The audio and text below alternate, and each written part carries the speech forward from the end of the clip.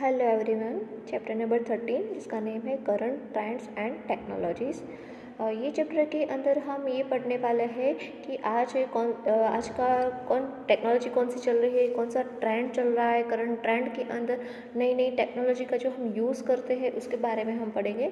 लेकिन एक और बात कि हम जो टेक्नोलॉजी पढ़ने वाले हैं वो तो थोड़ी पुरानी है, उससे भी आज नई नई टेक्नोलॉजी हम लोग यूज़ करते हैं। और हमें ये भी पता है कि हर दिन, हर मंथ, हर दिन नई नई टेक्नोलॉजी आती रहती है मार्केट में।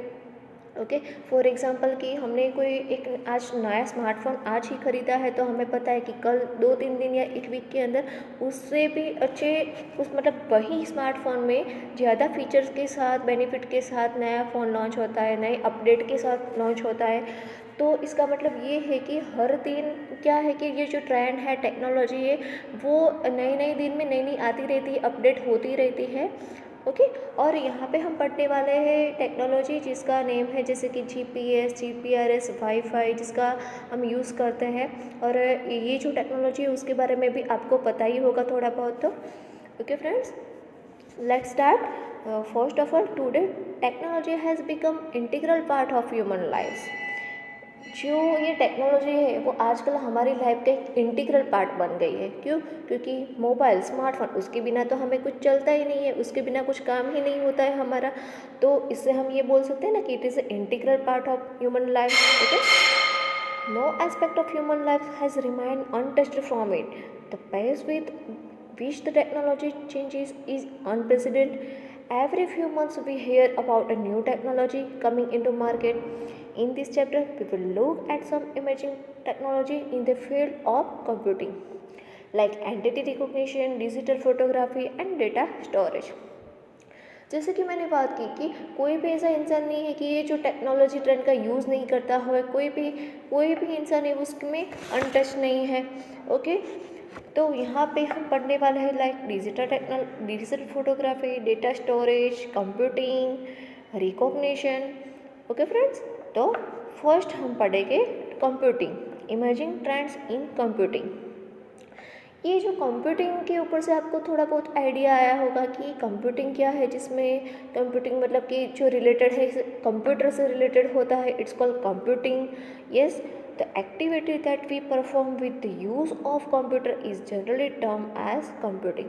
फर्स्ट एमसीक्यू का है कि यहाँ पे कंप्यूटिंग किसे बोलेंगे कि जो भी वर्क, जो भी एक्टिविटी हम कंप्यूटर का यूज़ करके परफॉर्म करते हैं, it's called computing.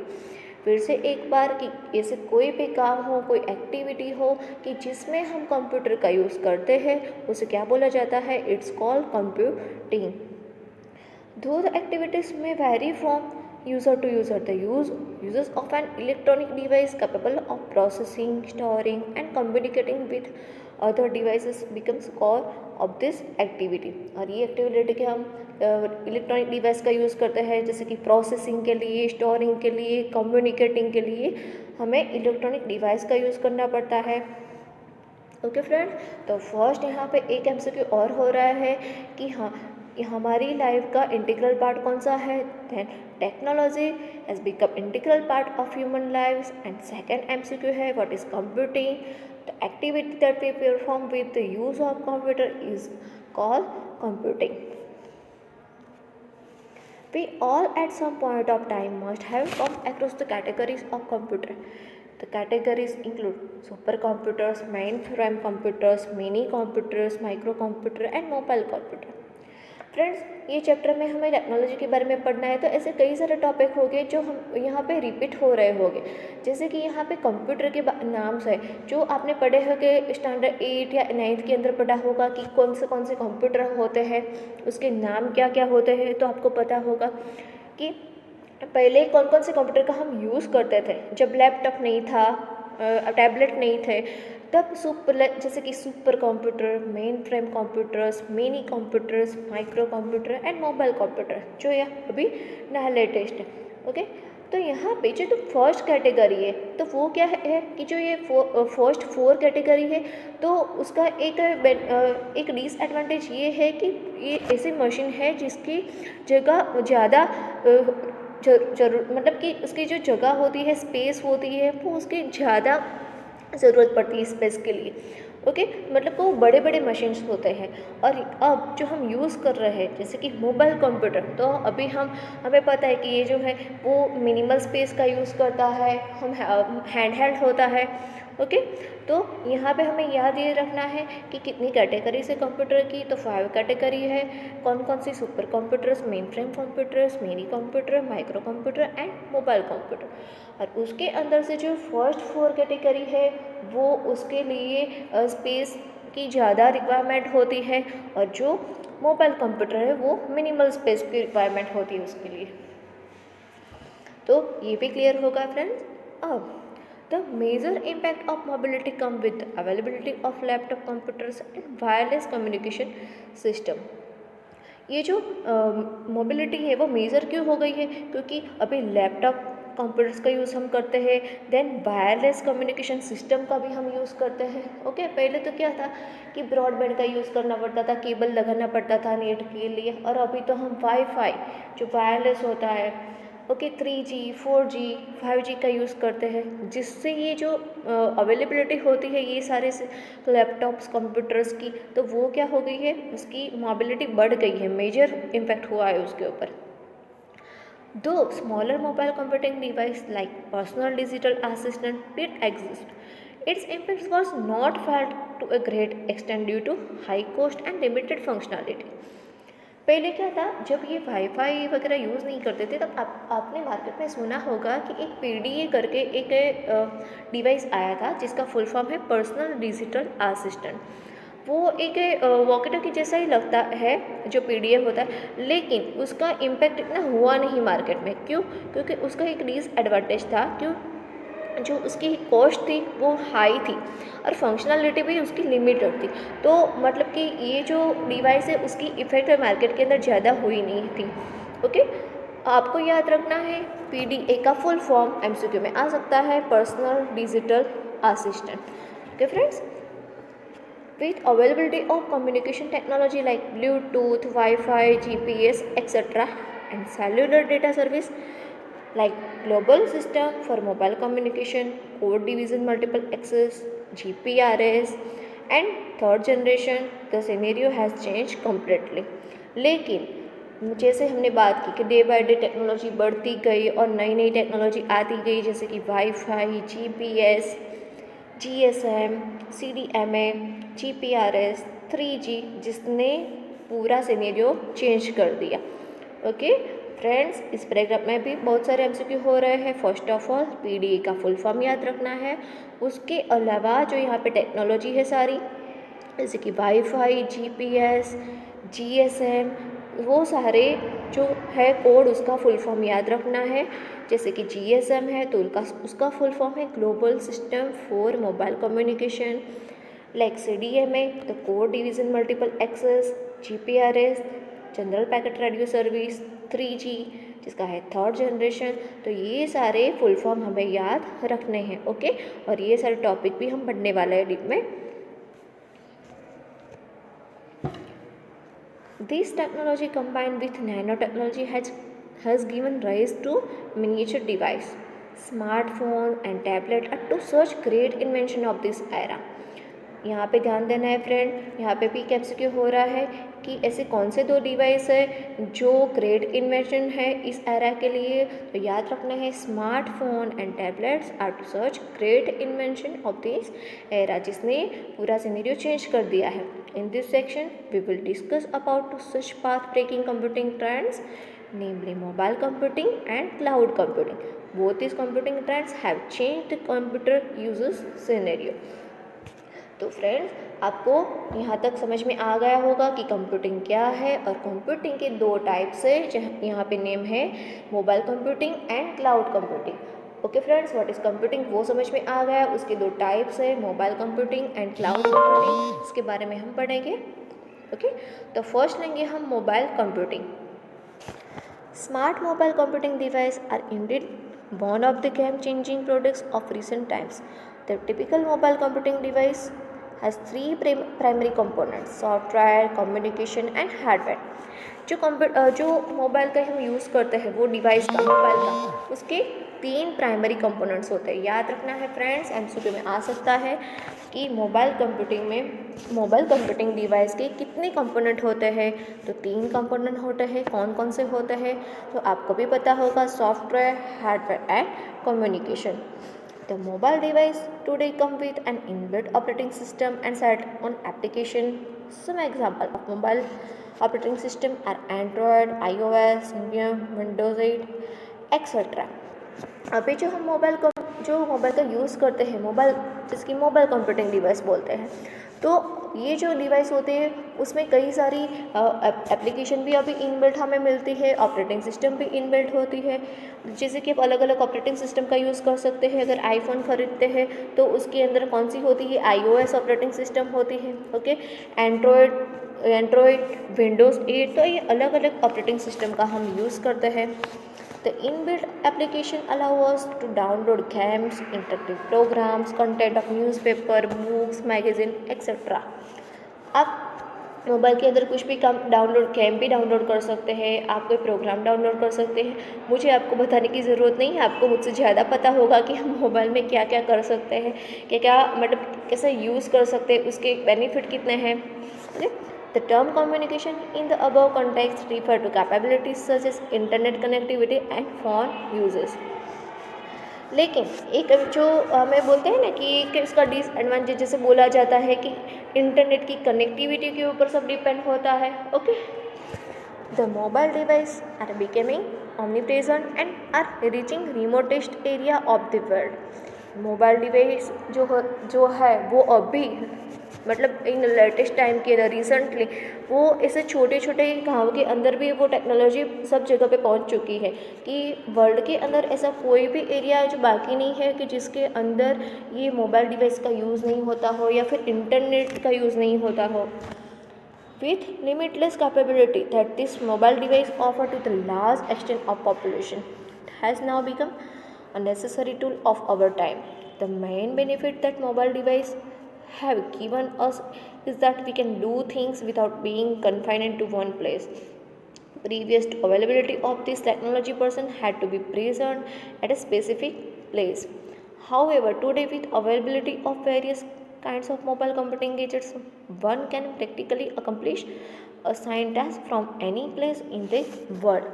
In short, कि ऐसा कोई भी इंसान नहीं है कि जो मोबाइल का यूज़ ना करता हो, उसके लिए उसमें मोबाइल के बारे में पता ना हो, स्मार्टफोन के बारे में या फिर ये जो इंटरनेट के बारे में पता ना हो, ऐसे बहुत कम इंसान होते हैं। और एक बेनिफिट ये है कि हम ये जो मोबाइल डिवाइस है वो हैंड होता है, हमें कहीं पे भी लेके जाना हो तो ले जा सकते हैं। ओके, उसके लिए हमें ऐसा नहीं है कि एक ही जगह पे बैठे रहने की ज़रूरत पड़ती है, जैसे कि डेस्कटॉप कंप्यूटर, क्योंकि कंप्यूटर में जो भी वर्क कर सकते हैं वो सारे काम हम मोबाइल के अंदर कर सकते हैं। तो मोबाइल कंप्यूटिंग इन शॉर्ट ऐसा डिवाइस है जिससे हमें ये बेनिफिट होता है कि जैसे हम कंप्यूटर में जो भी काम कर सकते हैं वही काम हम मोबाइल के अंदर कर सकते हैं, तो इसीलिए हम मोबाइल कंप्यूटिंग उसे बोल सकते हैं। ओके, और इसका बेनिफिट ये है कि हमें एक जगह पे बैठे रहने की ज़रूरत नहीं पड़ती है और हम उसे अपने साथ ले जा सकते हैं और कहीं पे भी अपना काम कर सकते हैं। ओके, तो इन शॉर्ट मोबाइल कंप्यूटिंग क्या है वो आपको समझ में आ गया होगा friends. The mobile computing turn has become a great success due to supporting technology like Wi-Fi and 3G। ये जो मोबाइल कंप्यूटिंग का यूज़ तो सब करते हैं, लेकिन ऐसे जो टेक्नोलॉजी है ना दो की जिसने इतना सपोर्ट किया है जिसकी वजह से ये मोबाइल कंप्यूटिंग का यूज़ बढ़ने लगा है, तो कौन सी ऐसी टेक्नोलॉजी है? Like wifi and 3G। Wifi और 3G आ गया जिससे मोबाइल कंप्यूटिंग का यूज़ बढ़ गया। These technology allow us to be connected to the rest of the world wherever we might be. They allow an access to uninterrupted connection to the world wide web and thus to a large pool of information। और जिसकी वजह से wifi और 3G की वजह से जैसे कि वर्ल्ड वाइड वेब के साथ आप कनेक्ट कर सकते हो, कोई भी इंफॉर्मेशन हमें ड्राइव करनी है तो हम कर सकते हैं। Okay, some of the standard features that almost all mobile networks today supports are short message service, GPRS, multimedia messaging service, Bluetooth and wireless application protocol। और ये सारे मोबाइल नेटवर्क इसे सपोर्ट करते हैं। इसको एसएमएस को सपोर्ट करते हैं, जीपीआरएस को सपोर्ट करते हैं, एमएमएस को, वेब को सपोर्ट करते हैं, देन ब्लूटूथ को सपोर्ट करते हैं। तो ये सारे टेक्नोलॉजी को भी वो सपोर्ट करते हैं। तो फ्रेंड्स, ये पैराग्राफ में भी हमें फुल फॉर्म याद रखने हैं किसके, एसएमएस, जीपीआरएस तो आगे आ गया, देन एमएमएस एंड वेब जिसे वायरलेस एप्लीकेशन प्रोटोकॉल बोलते हैं। ओके फ्रेंड, तो ये इसके आपको एमसीक्यू याद रखने हैं। तो आई होप यहाँ तक आपको समझ में आया होगा कि मोबाइल कंप्यूटिंग क्या है। नेक्स्ट हम देखेंगे वाईफाई। वाईफाई वर्ड्स तो सुना ही होगा आपको, लेकिन उसका फुल फॉर्म याद है आपको कि क्या होता है? तो वाईफाई का फुल फॉर्म होता है वायरलेस फिडेलिटी। याद रखना है friends. Wi-Fi is a wireless networking protocol that allow a Wi-Fi enabled device to communicate without use of physical cable। हमें पता है कि वाईफाई जो है वो वायरलेस नेटवर्किंग प्रोटोकॉल है जिसका यूज़ जिसके लिए हमें फिजिकल केबल्स की ज़रूरत नहीं पड़ती है।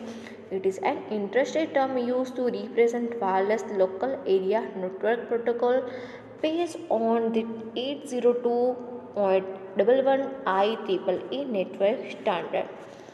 ये जो है वो कौन से स्टैंडर्ड के बेस पर है वाईफाई, याद रखना है फ्रेंड्स। यहाँ पे एमसीक्यू हो रहा है कि local area network protocol based on 802.11 IEEE network standard. MCQ हो सकता है कि जो वाईफाई है वो कौन से नेटवर्क स्टैंडर्ड के ऊपर के बेस पे है, तो याद रखना है 802.11 IEEE network standard. Okay friend, और IEEE का फुल फॉर्म मैं बता रही हूँ, institute of electrical and electronics engineers. Okay friends, याद रखना है फिर से एक बार, institute of electrical and electronics engineers. Then today it is the most popular means of communication used for wireless data transfer within a fixed location. This technology has formed the basis of creating personal और ad hoc network, जिसका हमें personal या फिर ad hoc network create कर सकते हैं। Over a period of time, different standard of Wi-Fi like 802.11 A, B, G and N।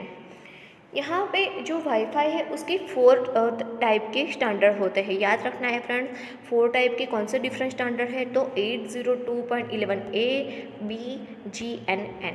और ये इसकी अलग अलग कैटेगरी से उसे डिफाइन किया गया है, जैसे कि all the 4 variants are almost similar except for the data rate allow and distance the signal can travel.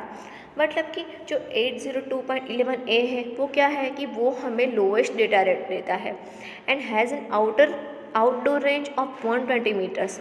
और आउटडोर रेंज की भी कितने मीटर तक एरिया होता है उसका, 120 मीटर। तो याद रखना है फ्रेंड्स हर एक का कि 802.11 A का वो हमारा कितना डेटा रेट देता है, कितने मीटर तक एरिया में बाहर काम कर सकता है, तो 120 मीटर तक काम कर सकते हैं बाहर। उसके डेटा रेट कितना है, तो 6 मतलब मेगाबिट्स पर सेकंड टू 54 मेगाबिट्स पर सेकंड काम करते हैं। तो ऐसे ही वाईफाई में सबसे लोवेस्ट डेटा रेट 802.11 A का होता है और हाईएस्ट N का है। 802.11 N gives the highest data rate 15 megabits per second to 150 megabits per second and has an outer range of 250 meters। Okay friends, तो वाईफाई के अंदर क्या याद रखेंगे, फर्स्ट ऑफ ऑल तो wifi is a wireless networking protocol है। Then second MCQ कि कौन से नेटवर्क स्टैंडर्ड के बेस पर होता है, तो 802.11 IEEE के बेस पर होता है। थर्ड एमसीक्यू वाईफाई का full form wireless Fidelity. Fourth MCQ IEEE का full form institute of electrical and electronics engineer. Next MCQ कितने स्टैंडर्ड्स होते हैं वाईफाई के, 4 स्टैंडर्ड्स होते हैं अलग अलग। देन उसके अंदर नेक्स्ट एमसीक्यू ये है कि सबसे लोएस्ट डेटा रेट किसका है, तो 802.11 A का है। और लोएस्ट में भी कितना डेटा रेट है, कितना आउटडोर रेंज है वो भी याद रखना है। देन उसके बाद MCQ सबसे ज़्यादा हाईएस्ट डेटा रेट किसका है ये वो याद रखना है, और डेटा रेट 15 मेगाबिट्स पर सेकंड से 150 है वो भी याद रखना है, और उसकी आउटडोर रेंज भी याद रखनी है। तो जितने MCQ निकल रहे थे वो मैंने आपको बता दिए हैं, तो वो भी आपको याद रखने हैं फ्रेंड्स। देन नेक्स्ट टॉपिक है GPRS। तो GPRS का full form general packet radio service. As the use of mobile device increase, so did the user expectation. GPRS become a cutting huge technology in this thrust of expectation. जितनी क्या होता है कि जितनी भी technology बढ़ती है ना ऐसे, तो उसके हिसाब से जो ह्यूमन होते हैं उसका एक्सपेक्टेशन बढ़ जाते हैं। Okay, it takes the mobile users experience to next level by providing a packet switch technology that enable data communication. ये जो टेक्नोलॉजी होती है जिसका नेम आपने सुना कि पैकेट स्विच टेक्नोलॉजी, तो ये दो टाइप की टेक्नोलॉजी होती है, यहाँ पे तो नहीं है लेकिन मैं आपको बता रही हूँ कि packet switch technology and circuit switch technology. अब हमें यहाँ पे पैकेट स्विच टेक्नोलॉजी के बारे में पढ़ना है कि वो क्या है। तो पैकेट स्विच टेक्नोलॉजी का यूज़ मोबाइल में डेटा कम्युनिकेशन के लिए होता है। ओके, याद रखना है फ्रेंड्स कि डेटा कम्युनिकेशन के लिए पैकेट स्विच टेक्नोलॉजी का हम यूज़ करते हैं। This technology is used to allow the mobile phone connect to the internet, जो इंटरनेट कनेक्ट करता है मोबाइल फ़ोन में जिससे हम कम्युनिकेशन कर सकते हैं। Basically any network connection that is not voice और text message uses a data connection like GPRS. It offers a tenfold increase in data speed over the circuit switch technology. Theoretically, the defined speed is up to 115 kilobits per second. However, practically the speed are around 30 to 40 kbps. Okay, तो हम ये packet से technology का use इसलिए करते हैं क्योंकि वो सर्किट स्विच टेक्नोलॉजी की से उसकी जो स्पीड होती है डेटा की वो ज़्यादा होती है, थोड़ी इंक्रीज होती है, तो इसलिए हम पैकेट स्विच टेक्नोलॉजी का यूज़ करते हैं। ओके, अब कितनी होती है, थियोरेटिकली कितनी होती है, तो याद रखनी है फ्रेंड्स कि थियोरेटिकली उसकी स्पीड है 115 किलोबिट्स, ये का मतलब होता है kilobits per second, and practically उसकी होती है 30 to 40 kbps। ओके, तो फ्रेंड इस टॉपिक में क्या याद रखेंगे हम, तो GPRS का फुल फॉर्म याद रखेंगे। ओके, देन नेक्स्ट MCQ ये होता है कि कम्युनिकेशन के लिए इंटरनेट को कनेक्ट करने के लिए फ़ोन में किस टेक्नोलॉजी का यूज़ होता है, तो यहाँ पे पैकेट स्विच टेक्नोलॉजी का यूज़ होता है। नेक्स्ट MCQ की थियोरेटिकली GPRS की स्पीड कितनी होती है, तो 115 किलोबिट्स पर सेकेंड होती है। नेक्स्ट MCQ प्रैक्टिकली स्पीड कितनी होती है, तो 30 to 40 kbps होती है। ओके फ्रेंड्स, तो GPRS में आपको समझ में आ गया होगा। अब उसके अंदर using this technology a subscriber can remain connected internet always, जिसका यूज़ हम करते हैं ना कि 3G 4G, अभी हम यूज़ करते हैं कि 1G 2G 3G 4G, G मतलब की generation, third generation, fourth generation. The term 3G and 4G refer to third and fourth generation mobile communication standard. The first service was based on analog signaling and reached the data speed of 19.2 kbps. जो first generation थी, okay, वो किसके base पर work करती थी, analogue signal पे, और उसकी डेटा स्पीड कितनी थी, सिर्फ 19.2 kbps। पहले किलोबाइट आता है, किलोबिट्स आते हैं, देन उसके बाद मेगाबाइट आता है, तो किलोबाइट से ज़्यादा मेगाबाइट होता है, तो उसकी कितनी थी, 19.2 kbps थी। As the popularity of mobile device grows with its customer, the growth led to digital networking and the service come to be known as 2G। और जैसे जैसे डिजिटल नेटवर्किंग का ग्रोथ होता गया वैसे वैसे नेक्स्ट जनरेशन आता गया, जैसे कि 2D, and then it had increase network capacity and had data speed of approximately 1.2 Mbps। Mbps मतलब कि किलो जो kbps से ज़्यादा होता है। तो जैसे जैसे कि जो ग्रोथ होता गया डिजिटल नेटवर्किंग का वैसे वैसे ही नेक्स्ट जनरेशन आती गई, first second 3G and 4G। तो यहाँ पे क्या याद रखेंगे हम कि फर्स्ट जनरेशन जो है वो कौन से सिग्नल पे वर्क करता है, तो एनालॉग सिग्नल पे, उसकी डेटा की स्पीड कितनी है वो याद रखनी है। दैन सेकेंड जनरेशन की डेटा की स्पीड कितनी है वो याद रखनी है कि 1.2 Mbps। Currently, We are using 3G and 4G networking. The 3G service offers faster data transfer. तो हमें पता है कि जैसे जैसे हम नेक्स्ट जनरेशन का यूज़ करते हैं तो हमारा डेटा की ट्रांसफ़र की स्पीड होती है वो बढ़ जाती है. The 3G service offer faster data transfer up to speed as high as 3 Mbps. It offers powerful multimedia services that allow organizations to develop applications such as online billing system and video conferencing. It also provides platform for many popular mobile phone games full of graphics and animation. हमें ये भी पता है ना कि जैसे जैसे हमें नेक्स्ट जनरेशन का यूज़ करते हैं 3G 4G का, तो हमारा स्पीड बढ़ जाती है जिससे हमारा वर्क भी अच्छा होता है. जैसे कि ऑनलाइन बिलिंग सिस्टम हो, वीडियो कॉन्फ्रेंसिंग हो, या फिर कोई ग्राफिक्स या एनिमेशन वाली गेम को डाउनलोड करना हो या खेलना हो, तो वो भी हम अच्छे से कर सकते हैं. Using this technology it is also possible to develop application for mobile TV, instant messaging and video chatting. The only factor that might affect the use as it is subscription cost. हमें पता है कि ये सारे facility तो हमें मिलती है, लेकिन एक फैक्टर ऐसा है जिसका अफेक्ट करता है या डिसएडवांटेज. ओके, तो वो क्या है? सब्सक्रिप्शन कोस्ट, जिसका जो कोस्ट होता है वो सिर्फ हमें अफेक्ट करता है. The 4G network offers advanced mobile service such as video and movie streaming at much higher speed as compared to 3G.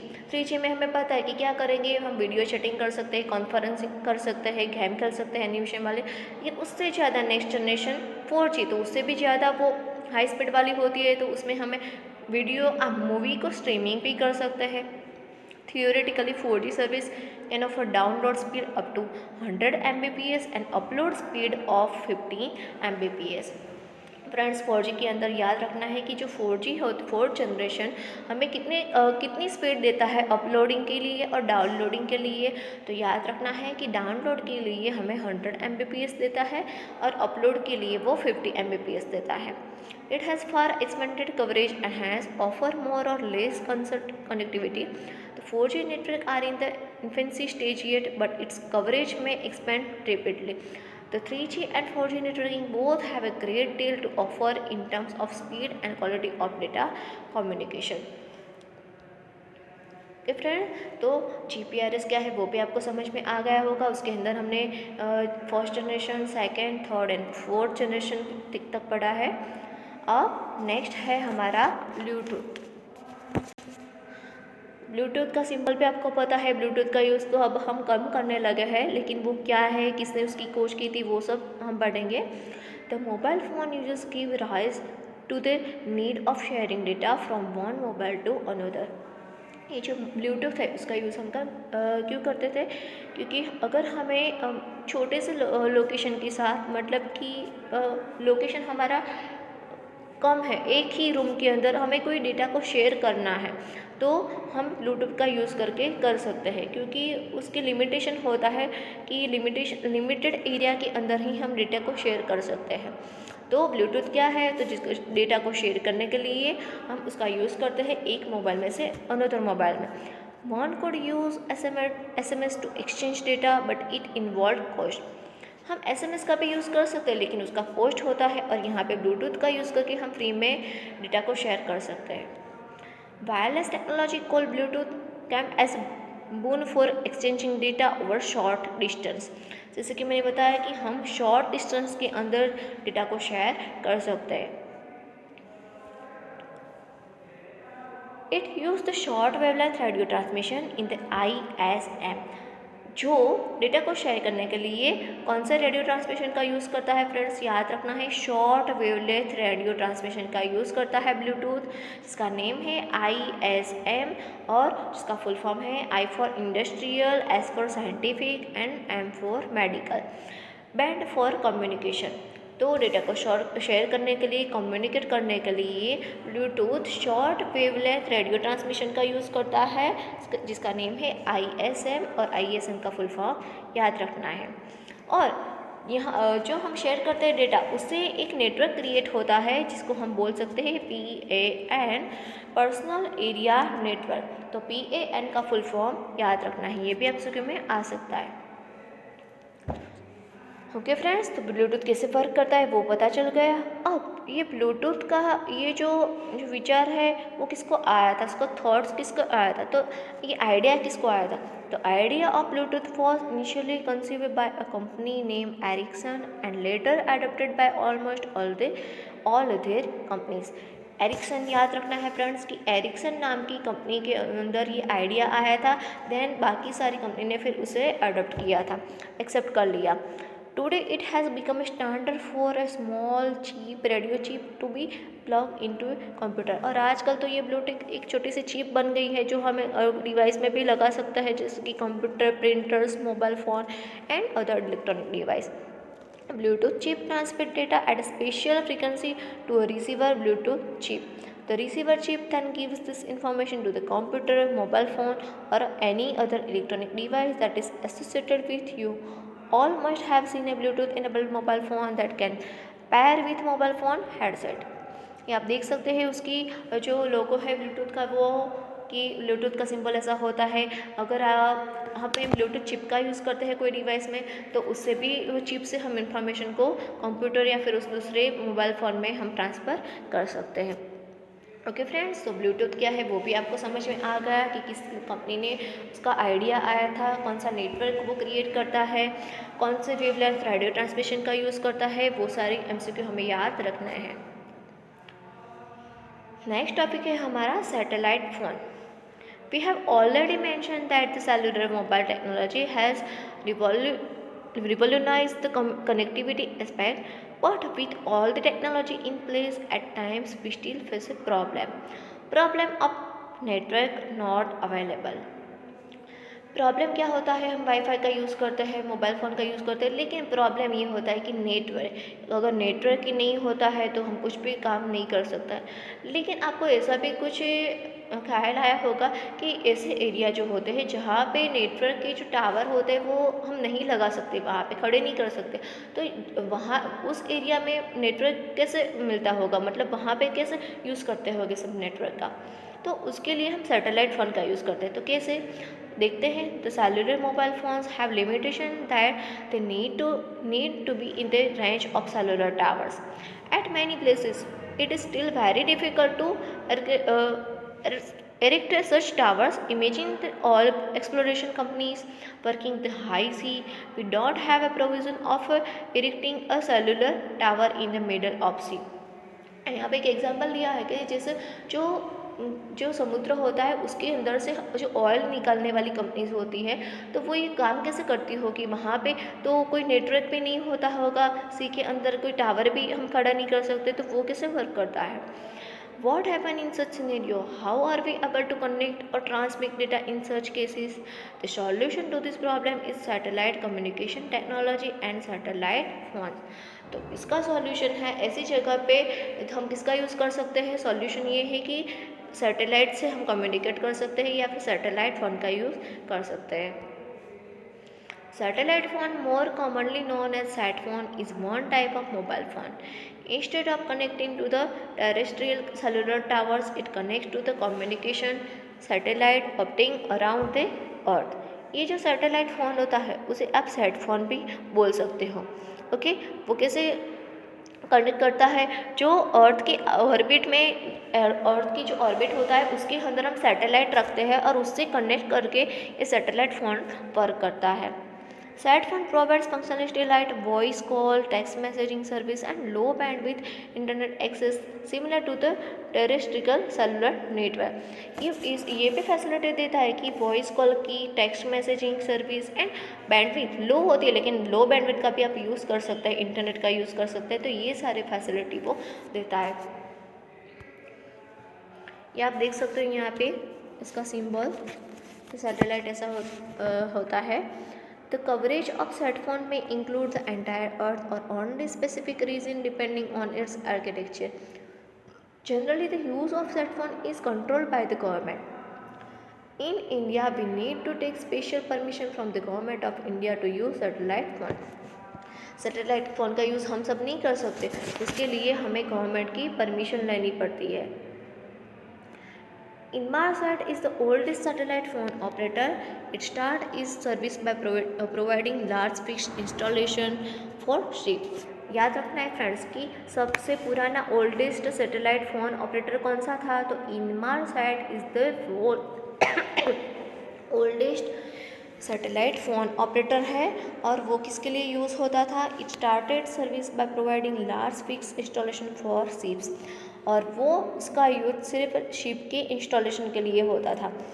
Thuraya is another leading satellite phone service provider, और जो Thuraya है वो second phone service provider था। Friends, जो Thuraya है वो satellite phone service provider है, और इनमारसैट है वो सैटेलाइट फ़ोन ऑपरेटर था। तो ये दोनों एमसीक्यू में आ सकता है, याद रखना है। It's powerful satellite enable to third of the world population to communicate using satellite phones. Okay, वो पावरफुल सैटेलाइट इनेबल जो वर्ल्ड है उसमें 2.3% पॉपुलेशन वो सैटेलाइट फ़ोन से कम्युनिकेट कर सकती है। It delivers satellite communication solution across Europe, Africa, the middle east, Asia and Australia.